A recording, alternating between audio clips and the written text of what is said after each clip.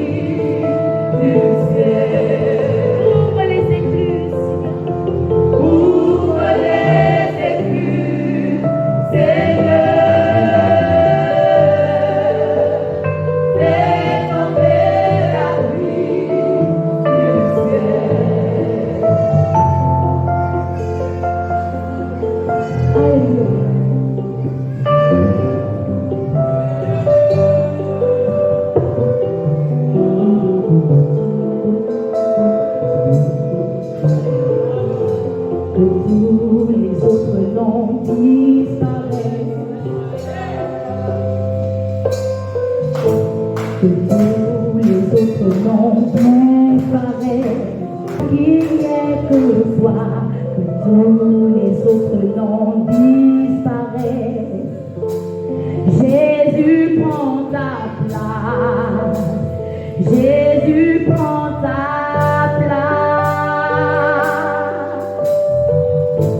que tous les autres noms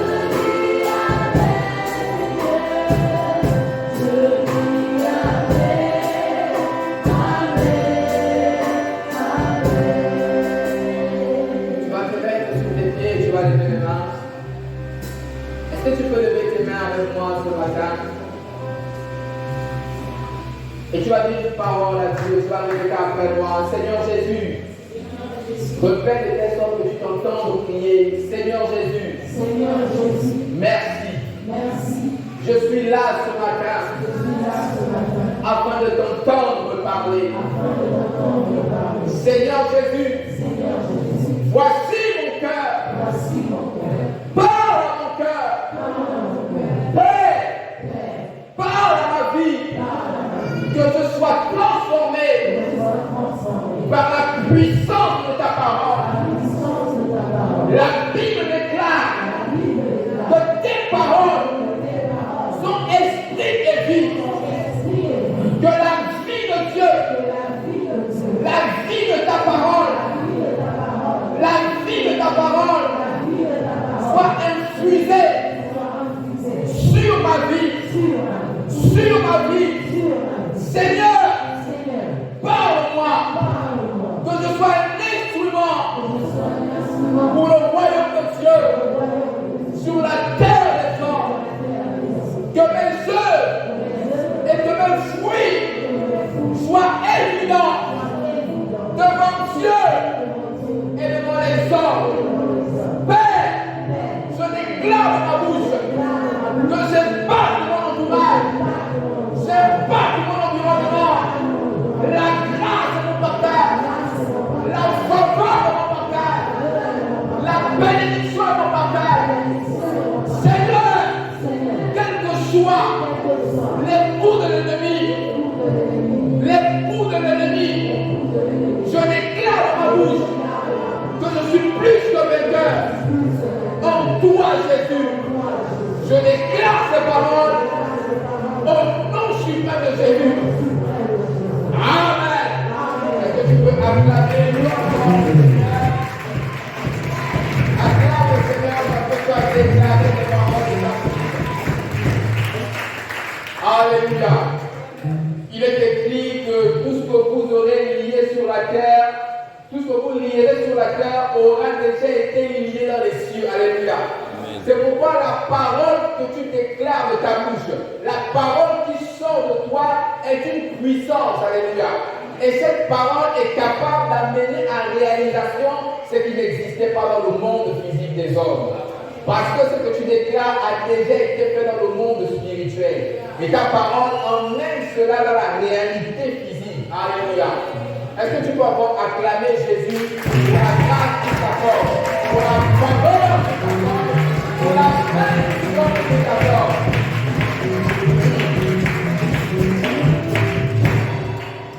Alléluia. Ce matin, nous voulons partager la parole de Dieu. Merci. Nous voulons partager l'importance d'un père. Alléluia. L'importance d'un père.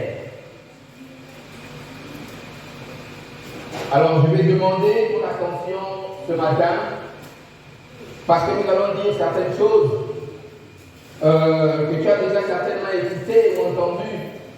Nous allons dire certaines choses peut-être que tu n'as pas encore écoutées ou entendues. Et comme nous avons prié, que ton cœur soit ouvert ce matin à recevoir la part que Dieu a prévue pour toi ce matin. Alléluia. L'importance d'un père. L'importance d'un père. Nous sommes ici tous issus d'un père. Voilà. J'ai allumé mon micro de l'enregistrement sur YouTube. Parce qu'il faut qu'on m'entende clair sur Internet. Alléluia. Donc nous sommes tous issus d'un père. Dans l'anatomie des hommes, pour qu'un enfant puisse venir au monde, il faut qu'un homme et qu'une femme puissent aller ensemble. Et cela donne un enfant. Ça veut dire qu'une femme ne peut pas enfanter sans le concours d'un homme. De même, l'homme ne peut pas enfanter sans le concours de la femme. Cependant, ce matin, nous voulons nous attarder sur la paternité. Alléluia. La paternité, nous voulons voir son essence spirituelle et un peu aux alentours. Homme qui engendre ou qui adopte un ou plusieurs enfants. C'est ça la définition d'un père. Nous partons par quelques définitions. Homme qui engendre ou qui adopte plusieurs enfants. Homme qui agit en responsabilité. Alléluia. Homme qui agit en responsabilité. Création d'une promoteur, d'une doctrine, d'une technique, d'une façon de penser, d'une philosophie. En Afrique, tout homme âgé et respecté, oncle paternel, etc., sont considérés comme des pères. En grec, le mot c'est pater. En hébreu, Abba. En anglais, Father. Alléluia. Il faut bien comprendre les définitions du père. Parce que tu vas comprendre que le père a une responsabilité et le fils a une responsabilité aussi vis-à-vis du père. Et vous allez comprendre avec moi que la majorité des blocages que les fils ont sous le soleil, c'est parce qu'ils n'ont pas rempli leur responsabilité vis-à-vis du père. Alléluia. J'ai dit la majorité des blocages. Parce qu'on est père, mais on est aussi fils de quelqu'un. Cela signifie quoi? Ça signifie qu'à une échelle bien définie, ce que le fils doit faire pour le père doit le faire pour son fils, et on remonte la chaîne. Alléluia. Nous avons tendance à reproduire ce que nos pères ont eu à faire. C'est-à-dire, si ton père n'a pas honoré son père, génétiquement parlant, tu auras tendance à reproduire la même chose. Pourquoi? Parce que cette information est encodée dans ton sang. Or, le sang est un X-nul qui transporte les informations de génération en génération. Par conséquent, si tu n'es pas affilié à une autre alliance, tu reproduiras les erreurs de ton père. Est-ce que tu peux dire Amen à la parole de Jésus-Christ? Matthieu chapitre 6, verset 10. Matthieu chapitre 6, à son verset 10. Nous voulons nous mettre debout pour honorer cette parole. La parole de Dieu, Matthieu chapitre 6, à son verset 10. Que ton règne vienne, que ta volonté soit faite sur la terre comme au ciel. Alléluia.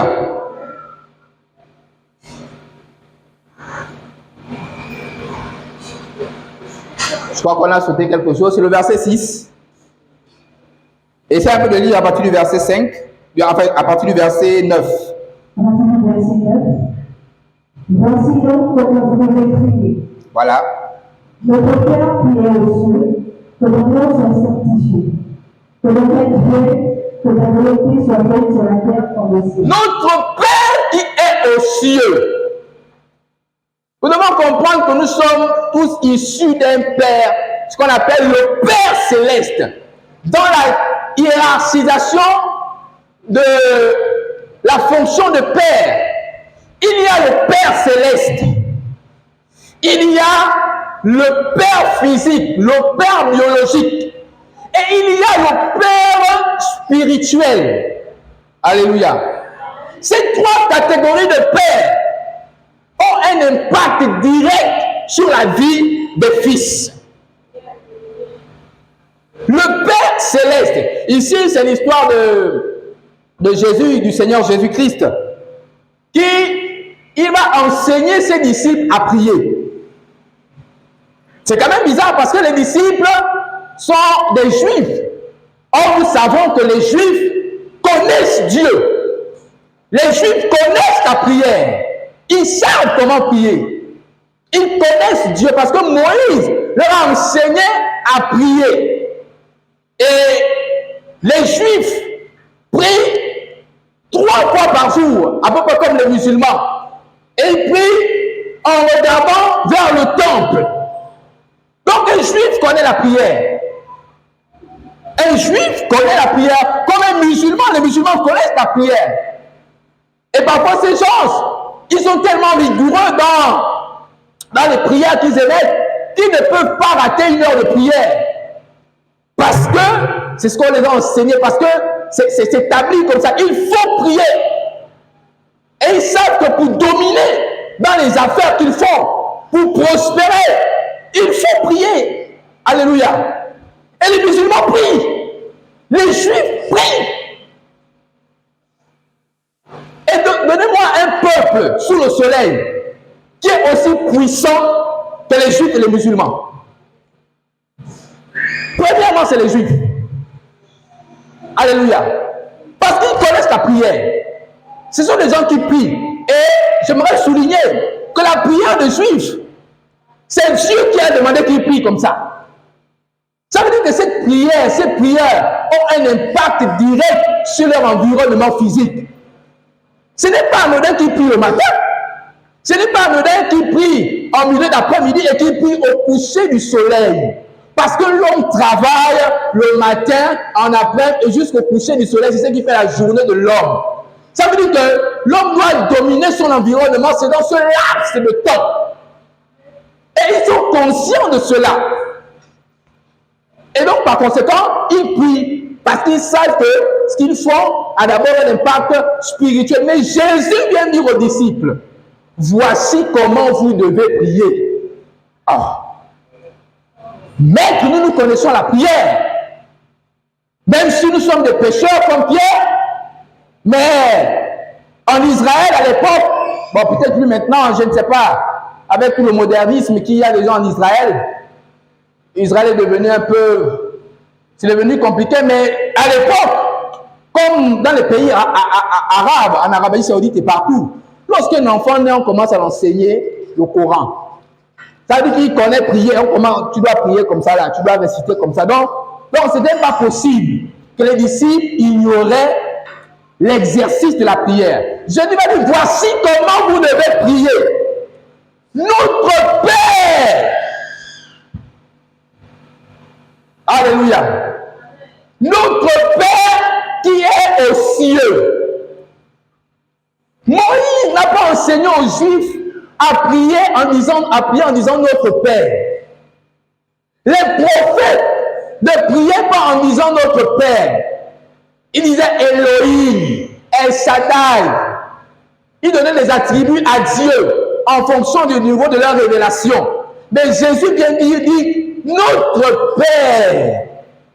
Alléluia. Jésus vient établir une intimité entre le prieur et celui à qui il adresse la prière. Parce qu'on ne peut pas appeler quelqu'un Père si vous n'avez pas un lien. Ce n'est pas possible. Alléluia. Moi, j'ai grandi dans une famille recomposée. C'est-à-dire, ma mère et mon père se sont séparés à une certaine époque. Et ma mère s'est remariée. Je n'ai jamais appelé l'un des maris de ma mère papa. Vous savez pourquoi? Parce que je suis un homme. C'est mon mot. C'est-à-dire que, intrinsèquement parlant, je ne peux pas l'appeler papa. Il n'y a pas un lien direct qui nous lie. Si il est le mari de ma mère, donc je l'appelle soit tonton, soit... je trouve une astuce. Mais pour que papa sorte de ma bouche, c'est compliqué. Je veux dire quoi? Je veux dire que pour appeler quelqu'un papa, il faudrait que vous soyez liés. Est-ce que vous comprenez? C'est facile d'appeler maman. Hein? La femme de mon père, je l'appelais maman. Et aujourd'hui, je l'appelle maman. Maman, c'est très simple. Mais papa! Ah! Papa!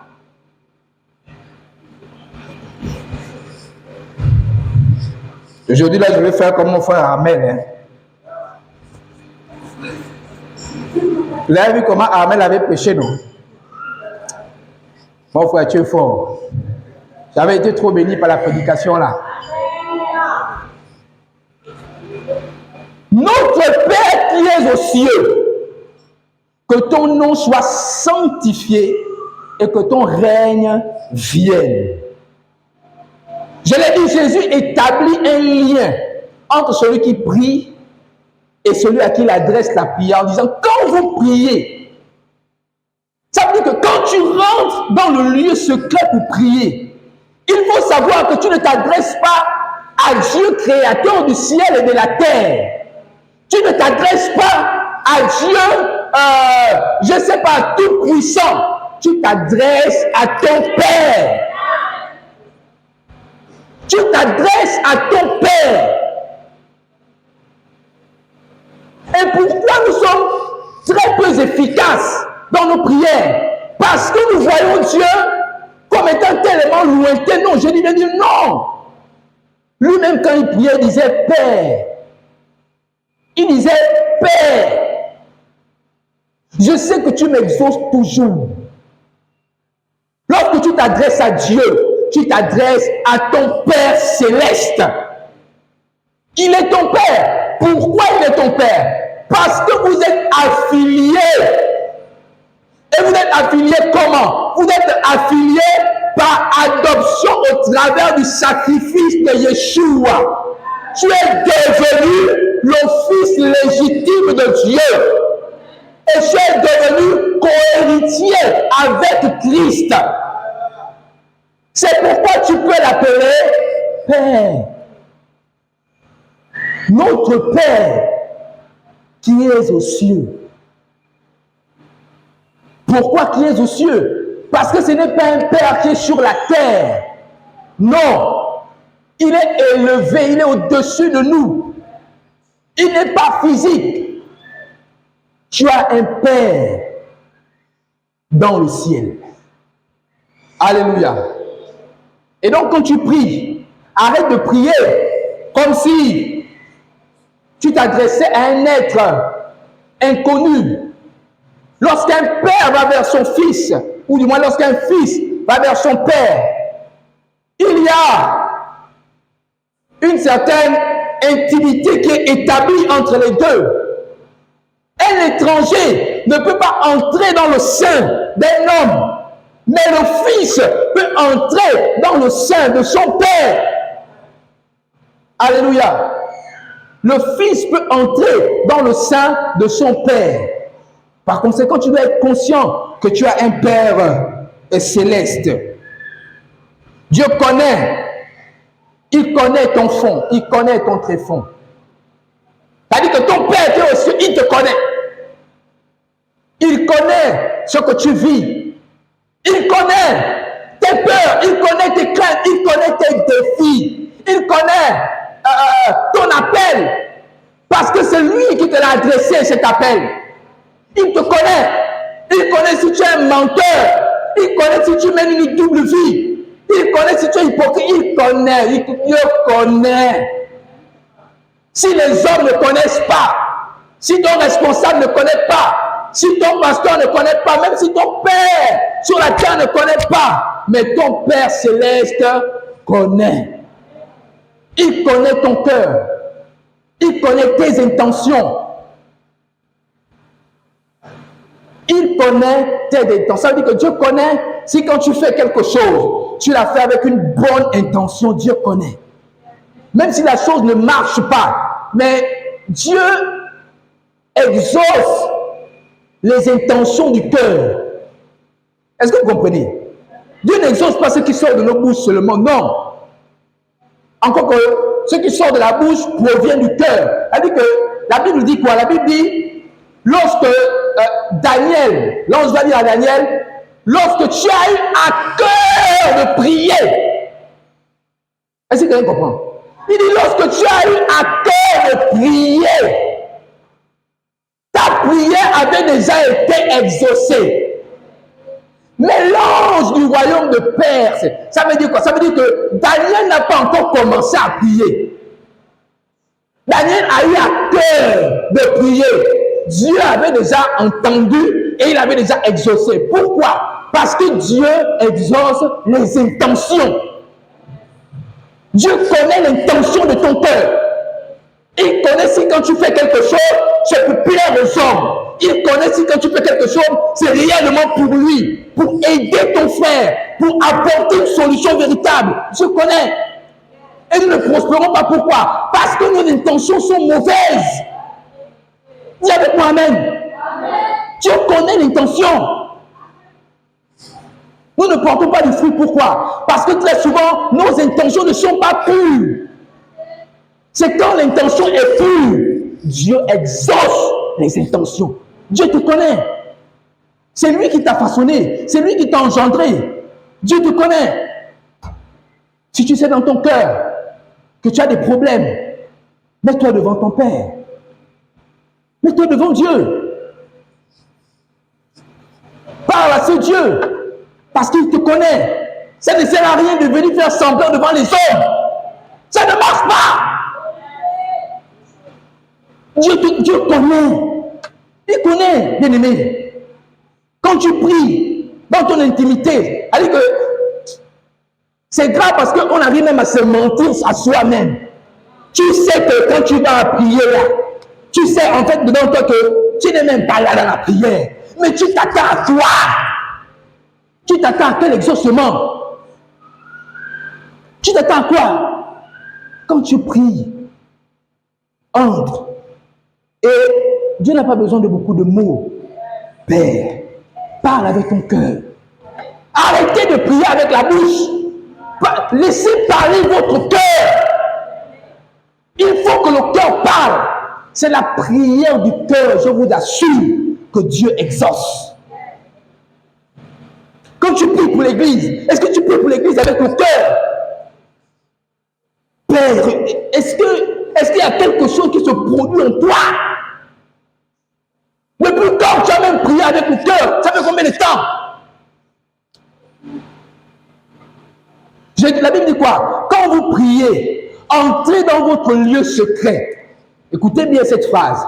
Quand vous priez, entrez dans votre lieu secret. Ça veut dire quoi? Ça veut dire que tu es déjà en train de prier et tu dois entrer dans le lieu secret. Est-ce que vous comprenez?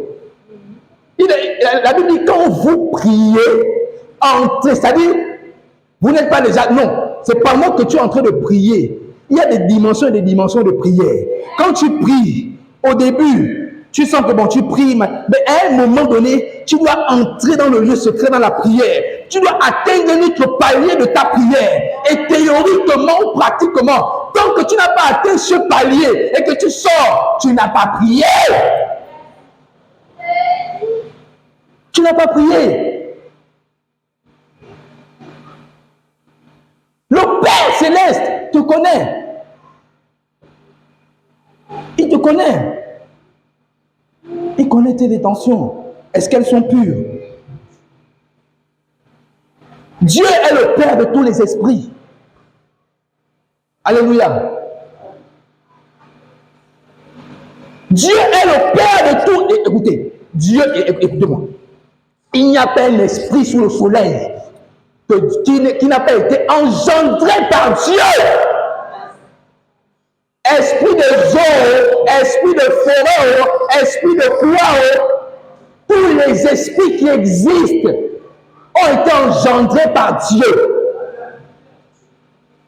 Par conséquent, Dieu a un contrôle et un pouvoir sur tous les esprits. Ça veut dire qu'en tant qu'enfant de Dieu, un esprit humain ne peut pas venir te perturber normalement. Est-ce que tu comprends d'abord? Un esprit, un démon n'est pas censé venir dominer sur toi. Ce n'est pas possible. Écoutez-moi, ce n'est pas possible. Quelqu'un ne peut pas venir s'amuser à violenter prémisse devant moi. Écoutez-moi, c'est pas possible. Pourquoi? Parce que je suis son père, je suis responsable d'elle. Il suffit qu'elle crie, j'apparais. Alléluia. Elle crie, j'apparais. Parce que Dieu m'a donné cette responsabilité. C'est moi, j'apparais. Même si je n'ai pas la force, mais le jour-là, Samson va ressusciter. Alléluia. Donc, Dieu étant le Père de tous les esprits, et toi tu es enfant de Dieu, de façon légitime et légale, mais tu as autorité sur tous les esprits qui existent sous le soleil. Alléluia. Tu as autorité sur eux.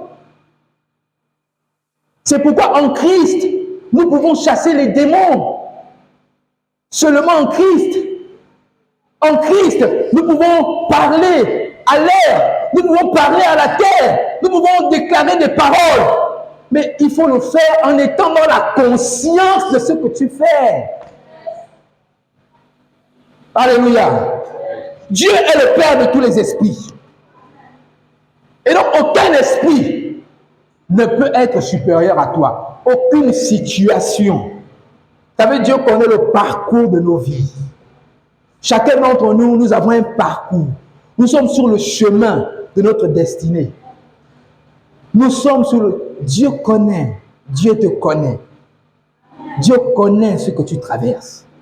Dieu connaît les défis. Dieu connaît. Il n'y a rien qui peut échapper à Dieu. Rien du tout, je vous assure. Et nous devons marcher sous le soleil avec cette conscience. La conscience que Dieu sait tout et il peut tout. Nous allons parler un moment du père biologique. Nous sommes obligés d'aller un peu vite parce que nous n'avons pas toute la journée. Et donc vous devez comprendre ce message de façon condensée, de telle sorte que cela puisse changer les paradigmes de votre façon de penser, que vous puissiez être transformé dans votre mentalité. C'est ça le but de la parole de Dieu. La parole doit vous transformer, alléluia. Ça ne sert à rien d'écouter la parole. Non, non. La parole doit pénétrer votre être intérieur et doit faire l'œuvre de la restauration. Le père biologique. Genèse chapitre 21, verset 1 à 8. Genèse chapitre 21, verset 1 à 8. L'Éternel se souvint de ce qu'il avait dit à Sarah, et l'Éternel accomplit pour Sarah ce qu'il avait promis. Sarah devint enceinte et elle enfanta un fils à Abraham, dans sa vieillesse, au temps fixé dont Dieu lui avait parlé. Abraham donna le nom d'Isaac au fils qui lui était né, que Sarah lui avait enfanté. Au verset 4, Abraham circoncit son fils Isaac, âgé de 8 jours, comme Dieu le lui avait ordonné. Abraham était âgé de 100 ans à la naissance d'Isaac, son fils. Alléluia. Oui, vas-y, poursuis. Au verset 6, et Sarah dit, Dieu m'a fait un sujet de fille. Quiconque la prendra vivra de moi. Elle ajouta, qui aurait dit à Abraham, Sarah allaitera les enfants? Cependant, je lui ai enfanté un fils dans sa vieillesse. L'enfant grandit et fut sauvé, et Abraham fit un grand festin le jour où il fut sauvé. Amen. Et de cette parole que les gens ont pris pour faire la sortie des enfants. Quand l'enfant est sevré chez les Juifs, il dit bien chez les Juifs. Alléluia. Chez qui? Chez les Juifs, chez les Hébreux. Toi, tu es pour nous, tu n'es pas juif.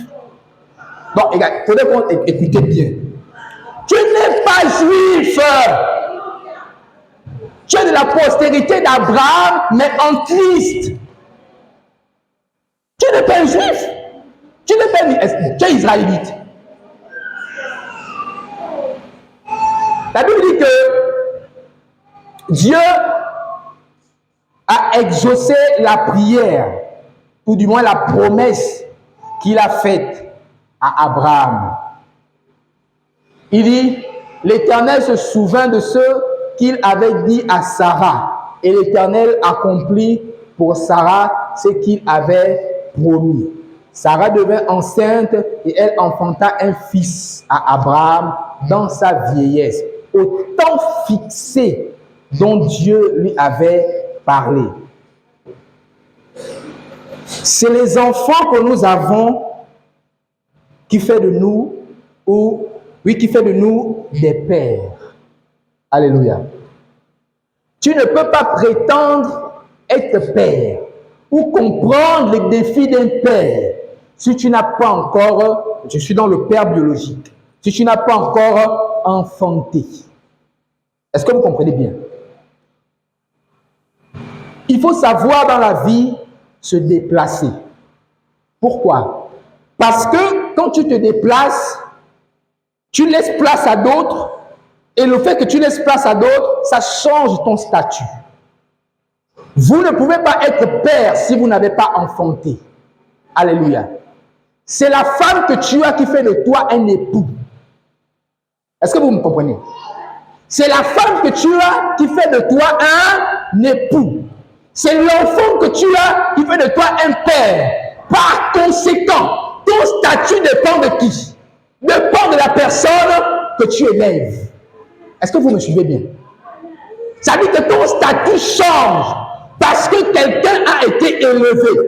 Parce que quelqu'un a pris une place et que toi, tu t'es déplacé. Tant que tu ne te déplaces pas, tant que tu ne bouges pas, ton statut ne peut pas bouger. Parce que c'est l'enfant que tu as qui te donne le statut de père. C'est la femme que tu as qui te donne le statut d'époux. Et par conséquent, de bénéficier des grâces qui sont rattachées au Père. Parce qu'en changeant de statut, quand tu arrives à ce palier, il y a des grâces qui circulent dans cette fréquence à laquelle tu es déjà. Par conséquent, tu es légitimement accessible à ces grâces. Il y a des grâces qui sont rattachées aux époux. C'est rattaché à eux. Ils sont éligibles à cela. Il y a des grâces qui sont rattachées à la paternité. Alors que Dieu ne te regarde plus simplement toi, mais il te regarde en tant qu'un père et donc responsable d'une lignée. Alléluia. Et donc, il y a des faveurs qui te sont rattachées. Il faut apprendre dans la vie à bouger, à se déplacer. La vie n'est pas statique. Est-ce que vous me suivez? La vie n'est pas statique. Il est anormal que pendant plusieurs années, tu es au même point. Ce n'est pas Dieu. Il y a des décisions que nous devons prendre afin de nous détacher de certaines choses et de bouger et de bénéficier de la grâce qui est rattachée au fait que tu as bougé. Le problème, c'est que nous manquons de foi. Nous manquons de foi. Il faut bouger. Alléluia. Il faut bouger.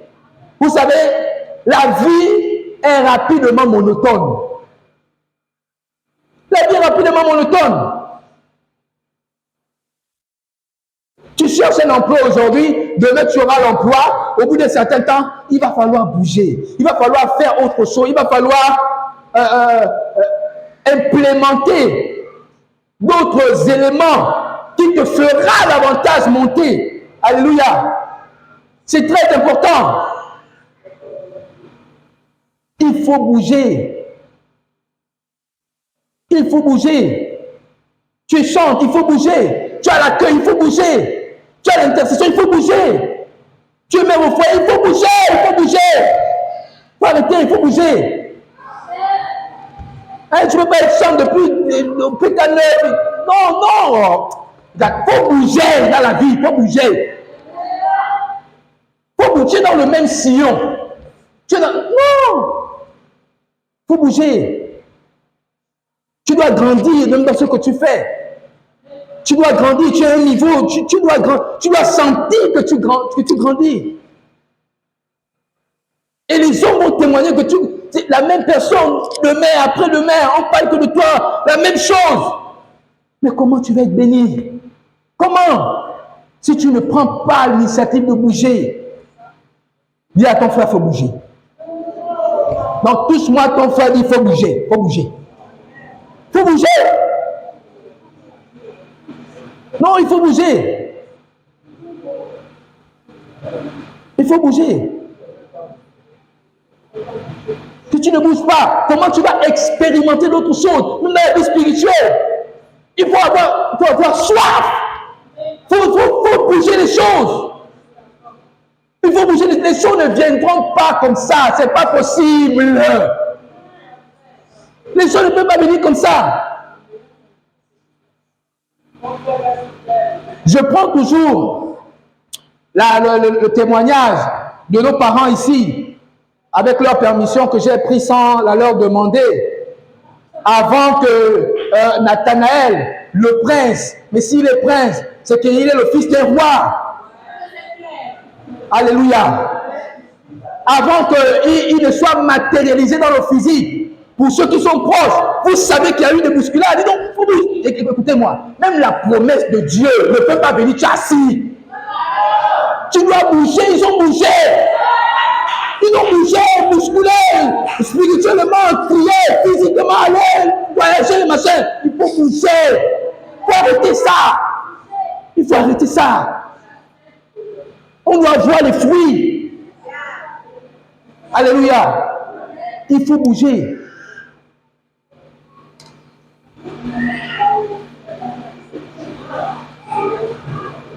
Tu es un père biologique. Si tu es dans ce palier de père, il faut savoir que tu as des responsabilités vis-à-vis de ton fils. Et aussi, le fils a des responsabilités vis-à-vis du père. Le père biologique a le pouvoir de te fermer une porte. Le père biologique a le pouvoir de te fermer une porte ou des portes, c'est ce que vous voulez. Lorsque le cœur de ton père est frustré, qu'il ait tort ou raison, tu dois aller demander pardon. Pourquoi les chrétiens sont sorciers? Mais moi, je ne vous comprends pas.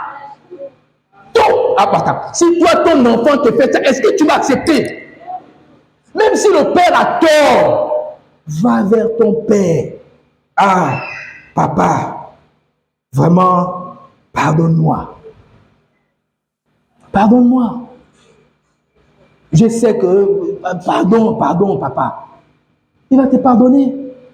Parce que la porte se ferme, pas parce que le père aura seulement parlé. Je vous ai dit que Dieu exauce quoi? Les intentions. Et dans le monde spirituel, quand un cœur est fermé, c'est une fréquence qui est envoyée. Par conséquent, quand le cœur de ton père a été fermé à cause d'une action que tu as eu à poser ou d'une parole, cette fréquence est envoyée de façon légitime dans le monde spirituel. Qu'il ait parlé, qu'il n'ait pas parlé, c'est déjà bloqué. Pour débloquer ça, il faut qu'un autre sentiment puisse déclencher en lui. Alléluia. Voici pourquoi il y a même des pères qui vont venir débloquer, ils te donnent la bénédiction, mais ça ne marche pas. Pourquoi? Parce que dans son être intérieur, c'est-à-dire qu'un autre sentiment n'est pas né pour aller décoder ce qui avait déjà été codé par le sentiment précédent. Est-ce que vous comprenez ça? C'est là, c'est ici, c'est ici. Tout se passe dans le cœur. Ce n'est pas les paroles. D'abord, non. C'est le cœur. Parce que pourtant, quand Isaac a mangé le plat que Jacob a apporté, Isaac savait que ce n'était pas Ésaü. C'est écrit. Il dit c'est l'odeur d'Ésaü, les mains, mais la voix c'est pour Jacob. Ça veut dire que Isaac sait qu'il y a un problème. Donc, logiquement, s'il y a un problème, il ne doit pas bénir. Isaac sait qu'il y a une supercherie qui se passe. Mais qu'est-ce qui permet à Isaac de bénir? Il a déjà mangé. Le cœur s'est déjà réjoui. En vérité, la bénédiction avait déjà été relâchée pour Jacob.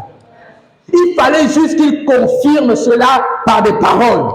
Il ne pouvait plus ramener la grâce. Ce n'est pas possible. C'était déjà parti. Parce que le sentiment avait déjà été déclenché. Et la fréquence avait déjà été envoyée dans le monde spirituel. Alléluia, dis encore Amen. Il a le pouvoir de bénir et de maudire le père biologique. Et de même, nous allons rapidement toucher le père spirituel. C'est celui qui vous initie et qui vous introduit aux choses de l'esprit, aux choses qui ont attrait à la spiritualité et à Dieu. 2 Rois chapitre 2 verset 12. Ça, c'est un être très dangereux, le père spirituel.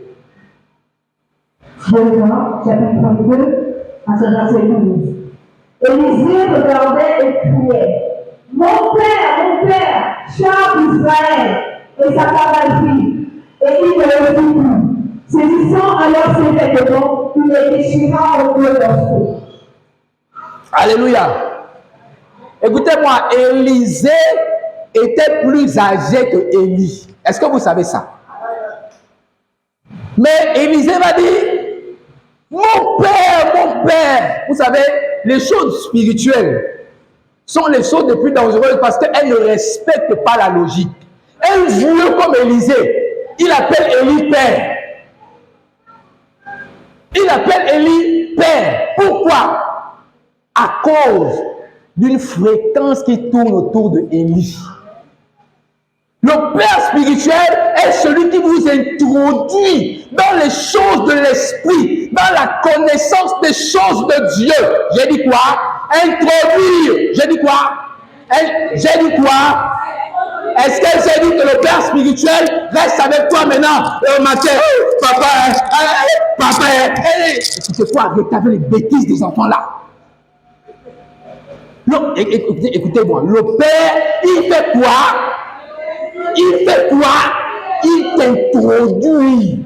Parce que dans les choses de l'esprit, il y a le principe de la paternité, du parrainage. Moi, je vous dis ça aujourd'hui. Dans les choses spirituelles, c'est le système de parrainage. Il faut que tu sois parrainé par quelqu'un qui te présente dans le monde des esprits. Et on sait que s'il y a un problème, on va demander à l'homme là. Est-ce que vous comprenez bien? Il t'introduit dans les choses de l'esprit, dans les choses de Dieu. Nous le voyons partout. Je vous ai dit que moi, je suis issu d'une famille des cultistes. Nous sommes cultistes dans notre famille. Récemment, on est parti enterrer un de nos patriarches, Madame Amboté Jean. La cérémonie rituelle s'est faite. Ils ont dansé, ils ont fait sortir des choses, ils ont machin et tout.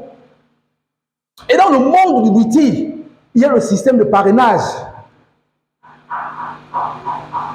Le père spirituel, il t'introduit, t'envoie dans le monde spirituel. Tu reçois ce qu'ils reçoivent, ce qu'ils appellent le combo, etc.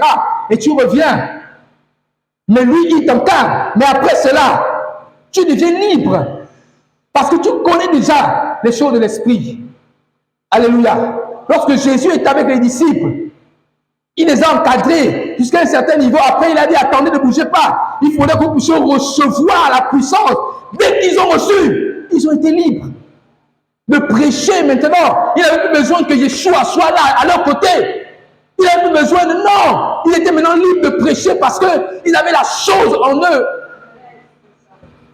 Alléluia. Mais aujourd'hui, il y a des chrétiens qui n'ont pas de père spirituel. Mais vous, c'est terrible. La génération, c'est terrible. Comment tu n'as pas de père spirituel? J'ai discuté avec... déjà, écoutez, il faudrait que... Ah, ma pochette. Ici, moi qui suis debout, je suis le père des personnes ici. Hein? Je peux t'appeler fils quand on a deux. Peut-être parce qu'il est encadré, machin et tout. Mais quand il soit à la chair là, je ne suis pas votre père. Il faudrait que ça soit clair. Je suis un des aînés. Je ne suis même pas l'aîné. Je dis je suis un des aînés.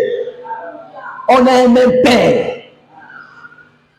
L'enfant me posait des questions, le père spirituel, et je lui donnais quelques orientations.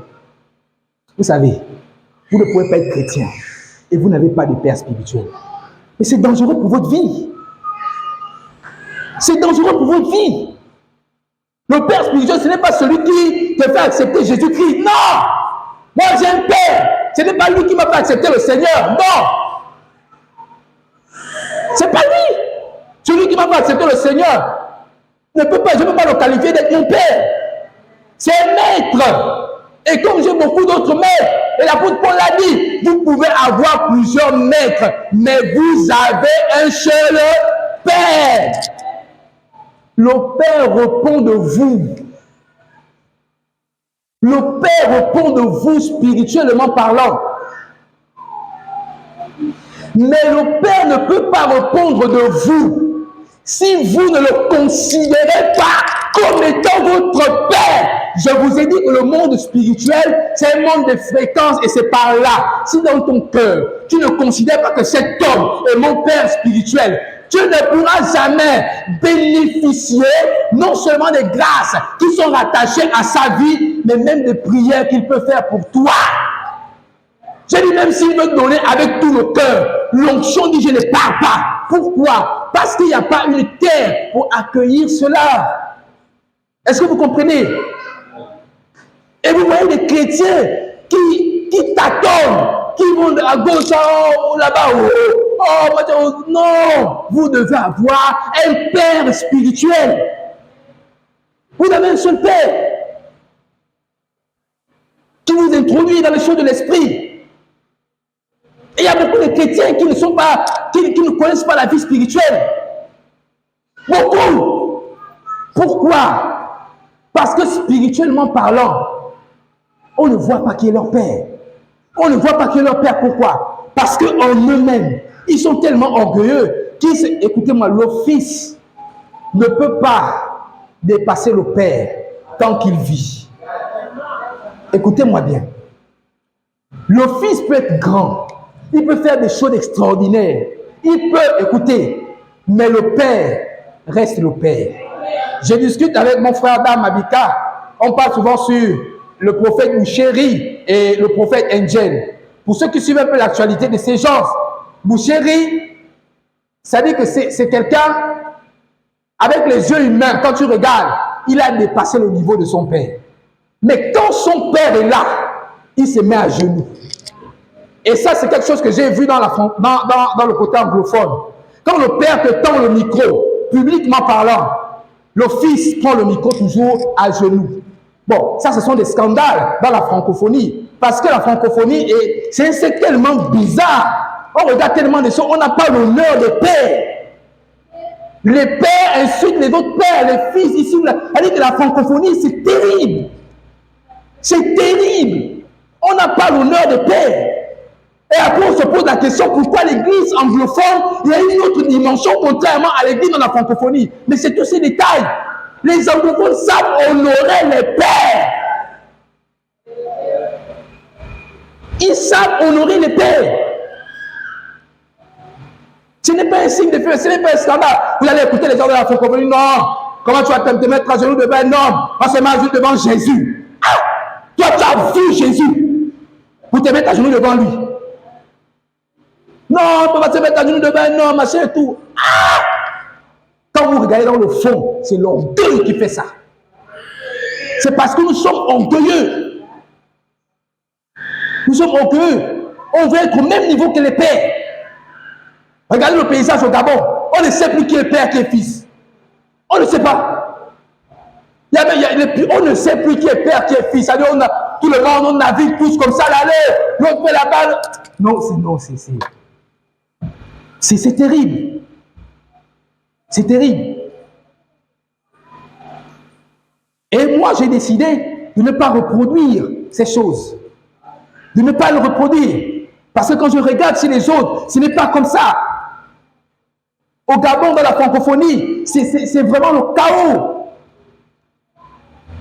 Même quand quelqu'un parle d'un père en public, mais regardez la façon dont il parle du père. Mais c'est quoi ça? Alors, qu'il a établi le réveil. Ah! Quelqu'un qui a déclenché le réveil, toi tu n'étais pas encore chrétien. Tu n'étais même peut-être pas encore né. Écoutez, quand quelqu'un a fait des choses avant vous, il s'est marié avant vous, il a eu des enfants avant vous, il a travaillé avant vous, il a œuvré pour le Seigneur avant vous, et que vous venez derrière, il faut faire attention. Parce que lui, il est passé par des endroits où vous n'êtes pas encore passé. C'est bien facile de juger quelqu'un. Quand vous êtes à distance, allez vous juger. Et c'est ce que nous on fait tout le temps dans les assemblées, particulièrement ici. Nous jugeons très facilement. Mais vous ne savez pas, si on vous met les pieds dans les bottes de la personne qui est là, vous ne pouvez même pas faire une minute. Vous ne pouvez pas faire une minute.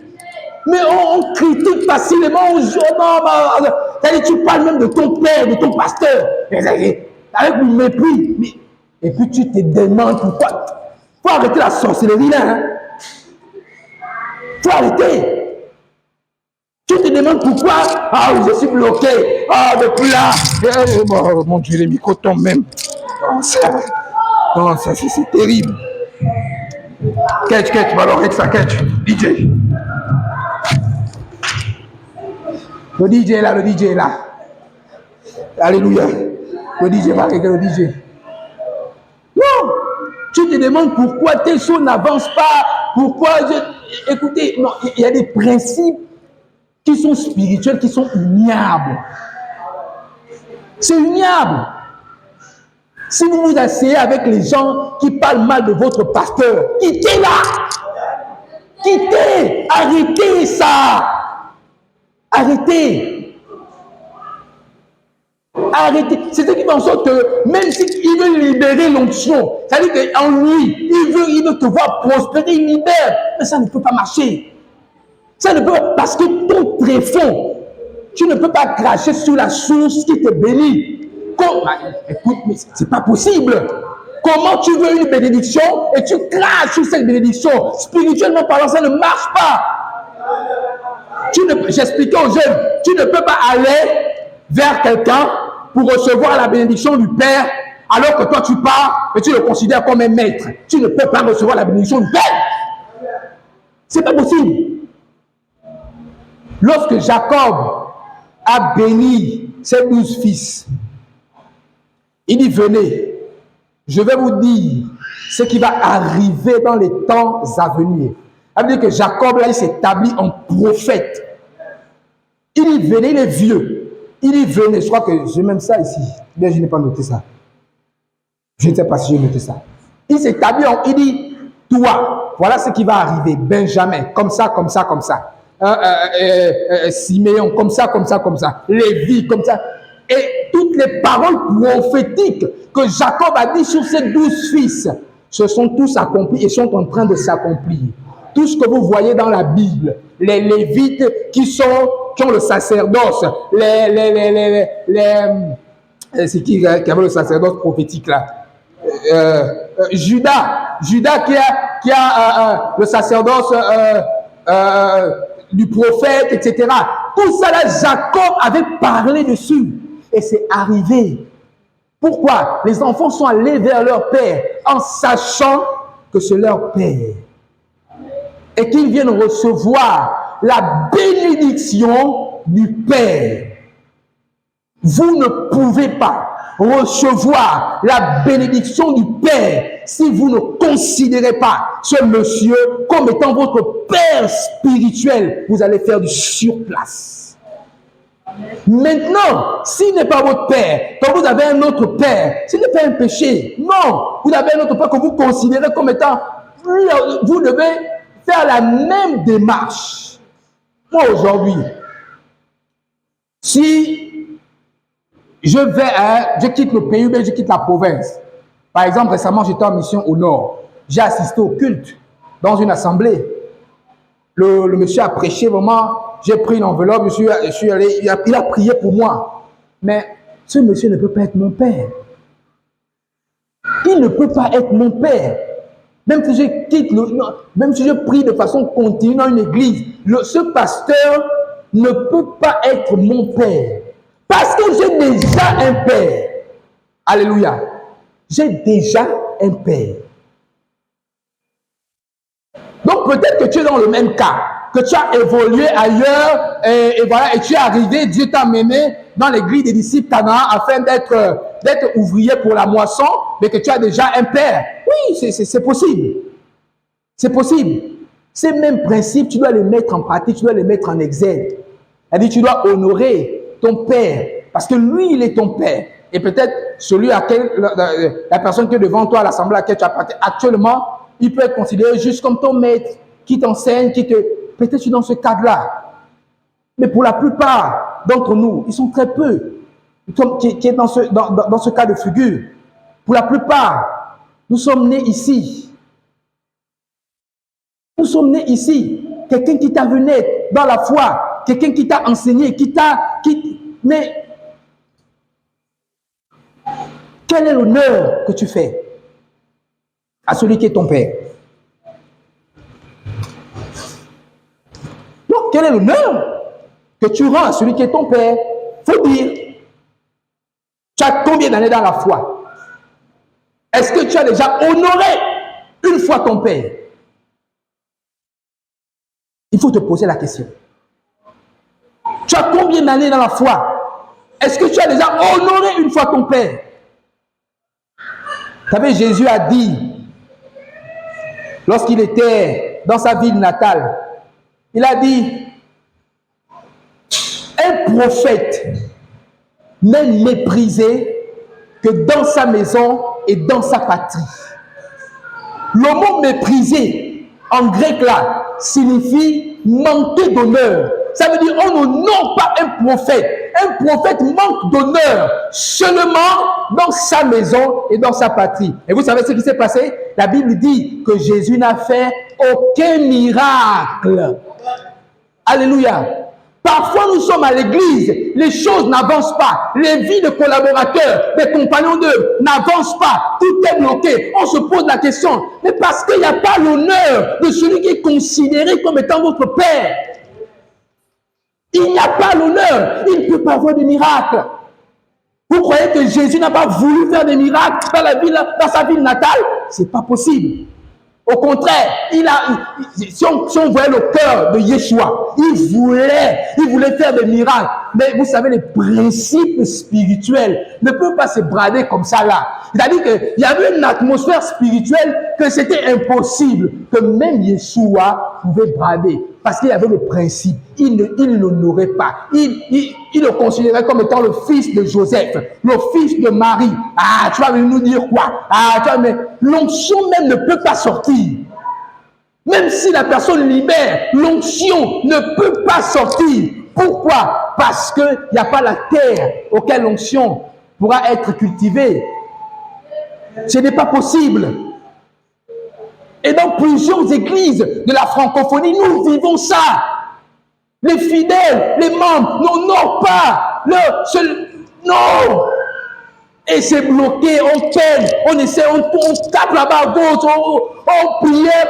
Écoutez, je ne suis pas sûr que les anglophones prient plus que les francophones. Je ne suis pas sûr. Moi, je suis abonné à plusieurs églises anglophones.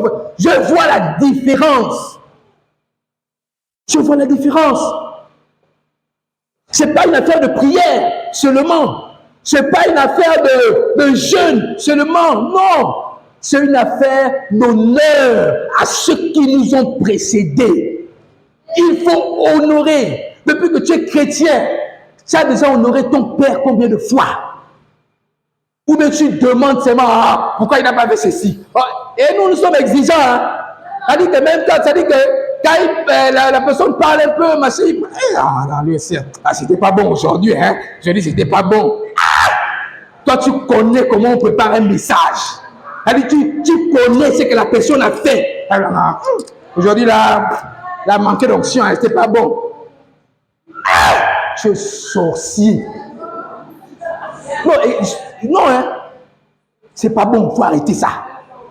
Il faut arrêter ça, c'est pas bon. Et l'église de la francophonie, je parle, moi-même je vais mettre ça sur internet. L'église de la francophonie, il faut arrêter ça. Il faut arrêter ça, c'est pas bon. Copier ce qui est bien. L'église du Gabon en particulier, arrêtez ça. Il faut savoir honorer les pères. Alléluia. Il faut savoir honorer les pères parce qu'ils se tiennent debout. Comme nous sommes assis. Ils se tiennent debout. Comme nous sommes par terre. Ils se tiennent debout. Comme nous sommes. Non, eux qui le soutiennent. Un père qui le soutient. On compte tout sur lui. Demandez à Stéphane. On compte toute la famille. Elle dit que si Steph tombe malade, si un père tombe malade, c'est le chaos. Le père. Elle dit que c'est la débandade. Pourquoi? Parce qu'il est le pilier. Il est le pilier. Quand il est debout, on sait que... non. Quand je ne suis pas là, Linda, c'est que bon, ça, il va faire. La Ligue, elle s'en fout. C'est normal. C'est moi le pilier. Je suis le père. Mais si je tombe malade, on sent le secours. Oh, non, mais vraiment là. Elle dit que c'est grave quand le père tombe malade. Pourquoi? Parce que lui, qui le soutient.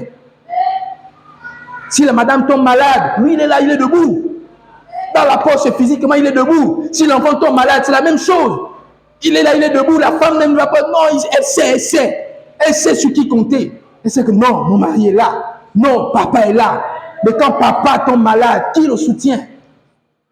Qui soutient papa? Personne. Parfois, il est dans la chambre, il se pose des questions. Comment je vais faire, mon Dieu? Comment tel machin était, tel enfant à l'école, comment je vais faire? Le pauvre monsieur. Après, vous vous posez la question, les hommes, des ABC, vous les insultez, vous êtes méchants, hein, vous là. Hein? C'est pas bon. Nous devons prier pour nos pères. Alléluia. Nous devons prier pour nos pères. Parce que ceux qui supportent, nous, on ne peut pas supporter ça. Alléluia. Le père des pères est un être parfait. C'est un être humain qui a ses faiblesses, qui a ses manquements. Mais Dieu a fait qu'il soit le père. Dieu a fait qu'il soit le père. Par conséquent, nous devons prier pour nos pères. Nous devons prier pour nos pères. Nous devons les honorer publiquement. Tu n'es pas d'honorant, non, publiquement. Ça va, quand tu prends la parole, tu dois honorer ton père. C'est ton père. Tu dois l'honorer. Nous devons honorer nos pères. Nous devons prier pour nos pères. Parce que ce sont nos piliers. Et Dieu a fait que les choses soient comme ça. Si tu n'as pas encore honoré ton père, depuis que tu es chrétien, ça fait 20 ans, 50 ans, 30 ans, tu es en Christ, tu n'as jamais honoré ton père. Tu n'es jamais parti avec la pensée, c'est-à-dire que l'honneur, ce n'est pas forcément le matériel, ce n'est pas forcément l'argent, mais l'honneur doit se faire dans la conscience de l'honneur. C'est-à-dire, quand tu poses un acte, ce n'est pas un acte spontané, non, c'est un acte que tu as préparé, tu t'es dit, bon, ça là, je vais honorer mon père avec ça. Je vais, même si c'est une visite, tu te dis que non, je vais honorer mon père spirituel, je vais lui rendre visite. Tu arrives, allez, lui ne sait pas, mais toi tu sais, et Dieu sait. Alléluia. Dieu sait que ce que tu es venu faire là, c'est parce que tu es venu honorer ton père. Et il va prier pour toi, vraiment, béni. Il libère la bénédiction, et la bénédiction ne peut que tomber sur toi. Alléluia. La bénédiction ne peut que tomber sur toi. Je finis par ce petit témoignage. Je l'ai déjà fait ici. Je vous ai dit que le jour qu'on m'a appelé pour mon emploi, je n'étais pas chez moi. J'étais allé rendre visite à mon père. Je ne sais plus trop dans quel événement, je ne sais plus. Mais ce que je sais, c'est qu'on était à table. On parlait de je ne sais trop quel sujet. Mon téléphone a sonné. Je me suis mis à côté. Et quand je suis venu avec le sourire, j'ai donné la nouvelle. On a sauté de joie. C'est le jour où on m'a appelé pour aller signer le contrat. Je n'étais pas chez moi. J'étais dans la maison de mon père. Bien aimé, les choses, parfois qu'on néglige, mais on doit être conscient de certaines réalités spirituelles. Est-ce qu'on est sûr que si j'étais à la maison à cette heure, à ce jour-là, on devait m'appeler? Peut-être le téléphone devait même être machin. Mais c'est dans la maison du Père que j'ai reçu la bénédiction. Alléluia. C'est dans la maison du Père que j'ai reçu cette bénédiction. Il faut honorer les pères. Tu as entendu ce message ce matin. Il n'est pas question que je prie pour toi, que tu commences. Non, non. Parfois, c'est ça là aussi qui nous trompe. On prie sur toi, la même personne, les démons, tous les jours. Ah! Depuis le PK9. C'est-à-dire que c'est toi. Attends. Toi-même, tu n'as pas honte. Non, c'est-à-dire que toi-même, quand tu es assis, tu es assis. Ah! Même les enfants qui sont venus hier, qui ont accepté le Seigneur hier. Ils sont là, ils font des choses, les autres prient en langue, les autres machins, ils manifestent sur les démons, s'ils manifestent, c'est peut-être l'onction. Mais toi, depuis la chaise au pécaneur, faut avoir honte. Faut avoir honte, c'est pas bon. Pourquoi? Pose-toi la question, est-ce que depuis que je suis chrétien, j'ai déjà honoré mon Père? Il faut te poser la question. Et c'est là où on nous traite parfois des menteurs dehors. Oh, c'est les mêmes personnes qui tombent. Oh, c'est les mêmes personnes qui tombent. Mais à un moment donné, on ne peut pas prier pour toi tous les jours. Tu manifestes les démons. À quel moment tu vas être délivré? Donc la parole même que la voix pas qu'on crie là, c'est cadeau. Tu ne... Non. Écoutez, si vous voyez les gens de l'accueil, un ancien tombé là encore, quand il se réveille, il faut dire pour avoir honte. C'est-à-dire, vous tapez à l'épaule comme ça, tu regardes, pour avoir honte. Il faut faire ça.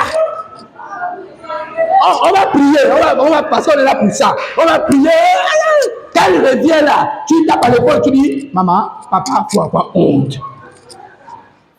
Il faut avoir honte. Tu ne peux pas tomber tous les jours à l'église. Tu nous casses les chairs. Là, c'est l'argent, tu casses. Voilà le pot. Voilà le pot est là. Bon, est-ce que le pot là était comme ça? Qui a cassé le pot là?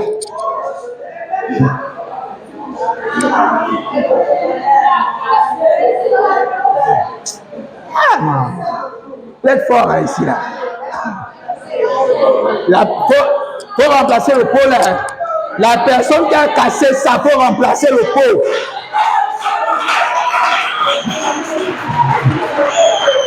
Non, c'est sérieux. Faut remplacer le pot. Il faut remplacer le pot. Ça, c'est les gens qui ont dépensé l'argent pour décorer l'église. Mais toi, tu es venu pour...